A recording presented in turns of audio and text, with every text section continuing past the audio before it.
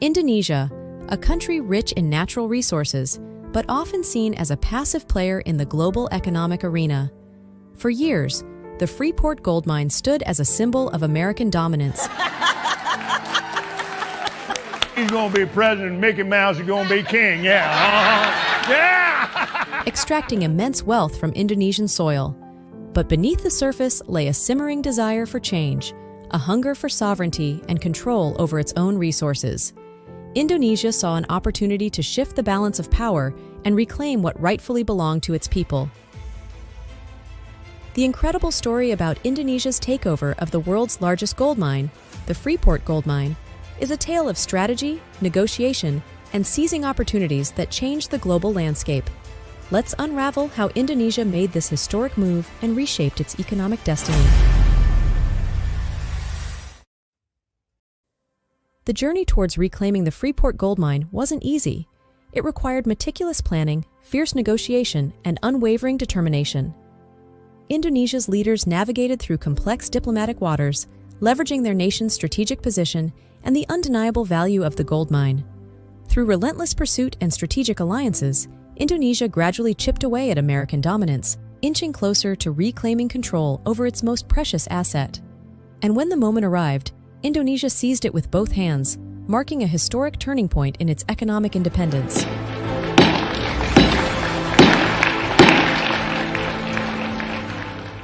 But before we continue, I need you to push the subscribe button first. Let's go to 10,000 subscribers this month, and I will make an interesting video about the new Nusantara capital for you. Now, let's continue to the deeper talk.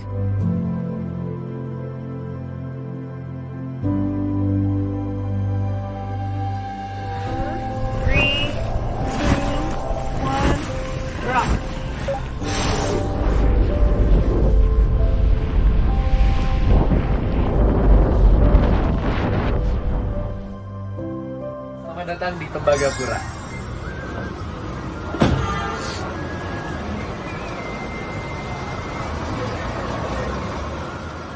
Anyone who first witnesses the Freeport project in Indonesian Papua would surely shake their head. The gigantic project of Freeport was created to move the contents of 2 mountains during the contract period for refining outside of Indonesia. As a result, Indonesia loses control over the byproduct minerals, and Freeport can obtain all of it for free. Consequently, the wealth of this country is depleted, while the United States enjoys the largest foreign exchange from the mines in Indonesia. Since the Cold War, the United States has continuously meddled in Indonesia to ensure that the wealth does not fall into other hands. Therefore, the United States always seeks to interfere in domestic politics in Indonesia to maintain control over Freeport. Every car tells a story, and this one recalls the day, the moment America lost a president. The U.S. President John F. Kennedy was assassinated in Dallas during his campaign for the second presidential election on November 22, 1963. Indonesian President Sukarno, the third most respected figure by capitalists worldwide, was forced to resign on February 23, 1967, due to pressure from the takeover of leadership by Suharto, with the assistance of the CIA. It turns out these 2 incidents between President Kennedy's death and President Sukarno's resignment are connected one another. Less than a month after Suharto was officially inaugurated by Temporary People's Consultative Assembly of Indonesia, or MPRS, he signed a highly disadvantageous mining contract for the Republic and the nation. While Sukarno demanded a more beneficial agreement for Indonesia, a 60% share for Indonesia, from the oil mining company Caltex, Suharto agreed to only 9.6% for copper. As for other minerals such as gold, silver, and 2 others, they were entirely free gift for the United States. 3 decades after Sukarno's downfall, Lisa Pease, a renowned writer, investigated the connection of these events. The results are summarized in her article, JFK, Sukarno, CIA, and Freeport. This article has become an important archive in the National Archive in Washington, D.C. It turns out that Freeport is the world's largest gold mine, not copper.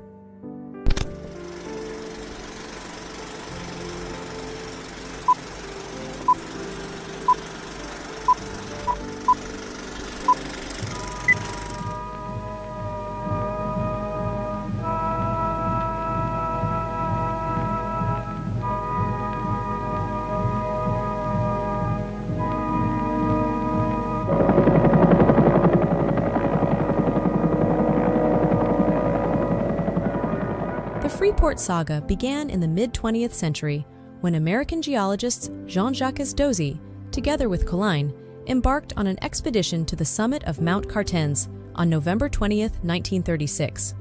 They collected rock samples, which Colline said contained gold and copper. Drawn by the promise of untold wealth, the Freeport-McMoRan Corporation, backed by powerful interests, swiftly secured rights to exploit these precious resources. Thus, the stage was set for a contentious relationship between Indonesia and one of the world's largest mining conglomerates. Lisa Pease in her book writes that the top officials of Freeport turned out to have contacts with important figures within the elite circle of Indonesia. They were the Minister of Mining and Oil, Ibnu Sutowo, and Julius Tahija, a former KNIL or Dutch East Indies colonial military officer. Ya, persoalannya adalah memang tergantung kepada bangsa dan rakyat Indonesia sendiri. Suharto himself was a former sergeant of KNIL. Tahija acted as a liaison between Ibnu Sutowo and Freeport. Ibnu Sutowo himself held significant influence within the army, as he was the one who controlled all of their operational budgets. This is why, when Law No. 1/1967, concerning foreign investment, or PMA, whose draft was designed in Geneva, Switzerland, and dictated by Rockefeller, was enacted in 1967, the first foreign company to sign a contract with General Suharto was Freeport to mine gold in Papua. This was the first time a new mining contract was made. If during President Sukarno's era, contracts with foreign companies always benefited Indonesia, but since Suharto came to power, many contracts have brought losses to Indonesia. It was only in 1980 that Freeport teamed up with James Jim Bob Moffat's McMoRan and became a global giant company with annual profits of more than $1.5 billion. In 1996, a Freeport McMoRan executive, George A. Maley, wrote a 384-page book titled Grasberg, revealing that the gold mine in Indonesian Papua had the largest deposit in the world, while its copper ore ranked third largest. Maley wrote that the 1995 data showed reserves of copper ore worth $40.3 billion in this area, which would remain profitable for the next 45 years. Ironically, Maley proudly noted that the production costs of the world's largest gold and copper mine in Indonesian Papua were the lowest in the world. So, the term Tembagapura, or Copper Mountain in English, is actually misleading and incorrect. It should be Emaspura, or Gold Mountain, because the mountain is indeed a gold mountain, although it also contains copper, but gold is much more abundant. Suharto himself is actually tricked by the U.S. Before the signing of the agreement, during his visit to Timika in 1968, he named the city where the mining complex is located as Tembagapura City, because he himself didn't know that there was more gold than copper there. Freeport diizinkan mengadakan pengoboran percobaan. Endapan biji diperkirakan 33 juta ton. Freeport memutuskan melaksanakan pengelolaan proyek raksasa ini. Direncanakan untuk membangun 6 wilayah kerja. Freeport is absolutely unwilling to lose its gold, not even a little single gram. That's why Freeport has built massive and sturdy pipes from Grasberg to Tembagapura, spanning 100 kilometers directly to the Arafura Sea, where large ships await to transport the gold and copper to the United States and become the world's biggest robbery that has been done by America. Untuk menghubungi semua tempat, dibangun sebuah jalan yang 99 km panjangnya, melalui hutan di tanah datar sampai ke daerah puncak gunung. Bagian terakhir dari tempat pengolahan ke tambang berupa kereta gantung.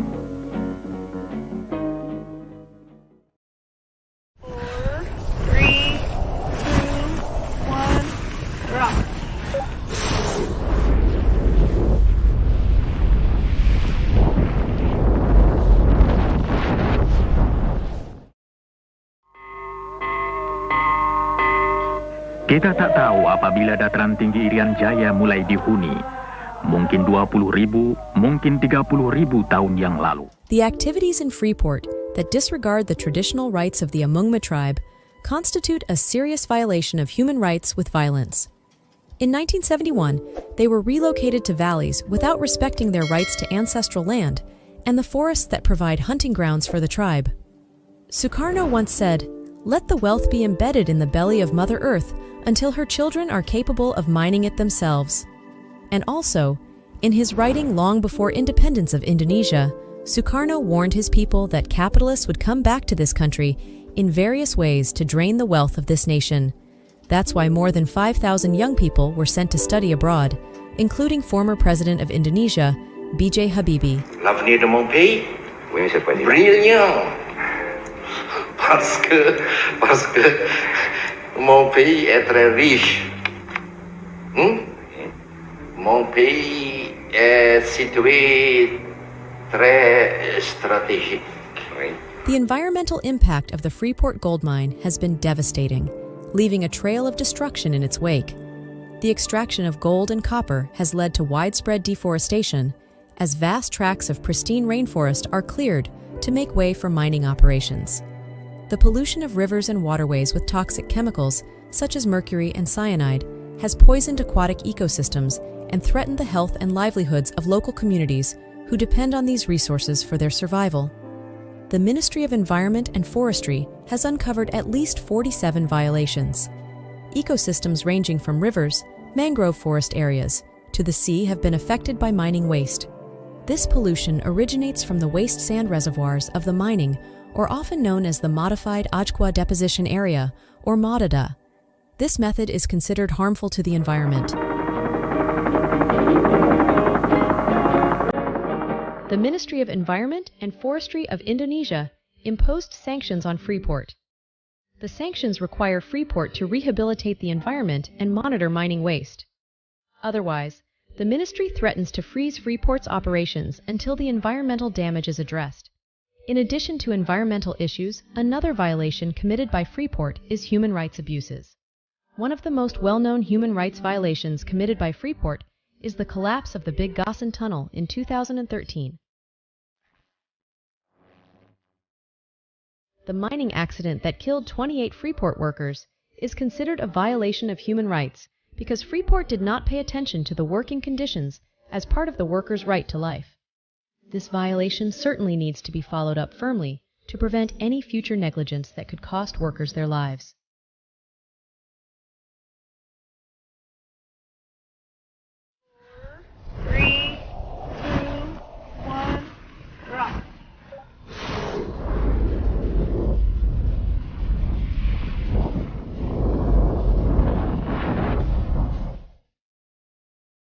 Kadang-kadang kita terbayang-bayang oleh ketakutan kita sendiri.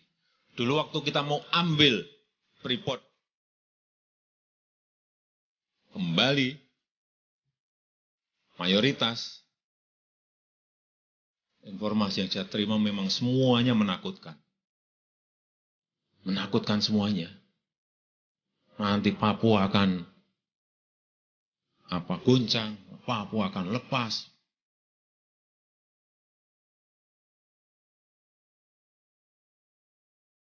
Amerika akan marah.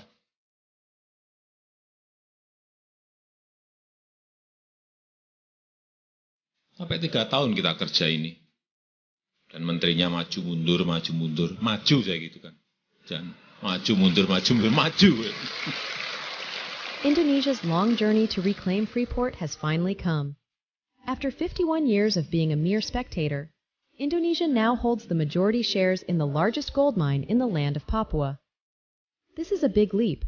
We hope that later we will receive a larger income from taxes, royalties, and retribution dividends, said Joko Widodo in an interview in BSD on July 12, 2018. Dieksplorasi sampai sekarang masih di geoengineering. Under President Joko Widodo's leadership, Indonesia embarked on a transformative journey to take over the Freeport gold mine, a task that had lingered unresolved for years. Before Jokowi's era, Indonesia had struggled to assert control over the gold mine, which had been under the purview of foreign interests, primarily Freeport-McMoRan, an American mining conglomerate. McMoRan Incorporation bahkan mengungkapkan akan menempuh jalur peradilan internasional atau arbitrase. Issued a decree to do that. We advised the government that we could not accept the IUPK with the condition that we forfeit our cow. And it began a period of time that can run as much as 120 days for Freeport and the government to try to resolve that dispute. At the end of that period, if this dispute is not resolved, then Freeport has reserved the right at that time to commence arbitration. Previous administrations faced challenges in renegotiating contracts and reclaiming sovereignty over the mine. Kewenangan perpanjangan kontrak Freeport ada pada pemerintahan berikutnya. Pemerintahan SBY saat ini hanya renegosiasi kontrak saja. But Jokowi brought a fresh approach and determination to the table. You got a beautiful day. Yeah, that's great. Jokowi's administration recognized the importance of reclaiming Indonesia's natural resources for the benefit of its people. With a vision of economic empowerment and equitable development, Jokowi prioritized negotiations with Freeport-McMoRan to secure a more favorable agreement for Indonesia. Through skilled diplomacy and strategic maneuvering, Indonesia gradually gained leverage in the negotiations, signaling a new era of assertiveness and sovereignty over its resources. Untuk Indonesia dari negara Amerika Serikat juga, ya, dan salah satunya tentu Freeport yang kebetulan kita BUMN sudah menguasai 51%. Dan ini President Jokowi said in an interview, "I am very happy that I just came to Gresberg and Freeport. 98% of the workers are Indonesian citizens. 41% are the native Papuan people. This is good for Papua." Sekarang ini ada 41% karyawan Papua dan ada 1 orang direktur, anggota direksi anak Papua dengan 9 vice president dan ada 45 manajer anak Papua. Jadi memang program-program pelatihan pendidikan juga terus ditingkatkan supaya jumlahnya bisa lebih banyak lagi. PT.Freeport untuk saya pribadi. In the Jokowi era, Papua experienced a surge in infrastructure development. Indonesian People's Representative Council member, Guspardi Gaus, revealed that at least more than 1,000 trillion rupiahs, or $64 billion in various sources of funds, have been dispersed by the government since Papua holds special autonomy status, transforming the landscape and improving the quality of life for local communities. Roads, bridges, schools, hospitals, and other critical infrastructure projects were implemented to connect remote areas, enhance access to essential services, and spur economic growth. Kita ini berada di ruas jalur Wamena sampai ke Kenya dan Agats sepanjang 287 km dan jalan Trans Papua menjadi sebuah gambaran komitmen pemerintah terhadap pembangunan infrastruktur. Betapa sangat sulit medan yang ada di sini. Sangat berat, membelah belantara, naik gunung yang sangat tinggi. Inilah medan berat yang dialami baik oleh Kementerian PU maupun oleh TNI yang bersama-sama membangun jalan di Trans Papua. The investments made in Papua reflected Jokowi's commitment to inclusive development and bridging the gap between the eastern and western regions of Indonesia. In conclusion, under President Joko Widodo's leadership, Indonesia successfully took over the Freeport gold mine and embarked on a transformative journey to develop Papua. Through massive infrastructure projects and special attention programs, the Jokowi administration addressed long-standing disparities and empowered local communities to participate in the nation's progress. The impact of these efforts reverberated across Indonesian Papua, ushering in a new era of development, opportunity, and inclusion.